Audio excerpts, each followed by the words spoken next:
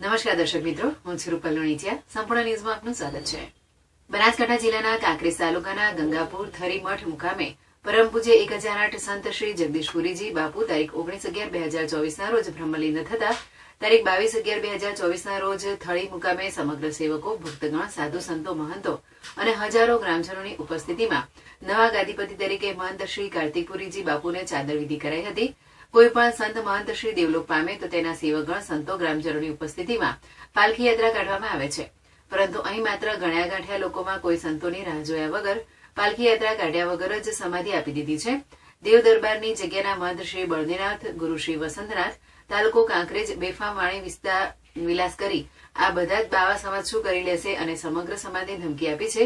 જેથી સમગ્ર દશનામ ગોસ્વામી સમાજ તેમનો વિડીયો જોઈ ખૂબ જ આઘાત સાથે દુઃખની લાગણી અનુભવે છે.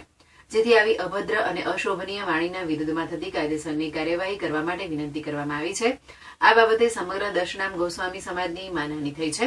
દશનામ ગોસ્વામી સમાજ દ્વારા ડીસા નાયબ કલેક્ટર નેહા પંચાલને વિનંતી કરી છે કે બળદેવનાથ, ગુરુ શ્રી વસંતનાથ દેવ દરબાર મઠ, તાલુકો કાંકરેજ વિરુદ્ધમાં કાયદેસરની કાર્યવાહી કરવામાં આવે તેવી સમગ્ર ગોસ્વામી સમાજ દ્વારા માંગ કરવામાં આવી છે.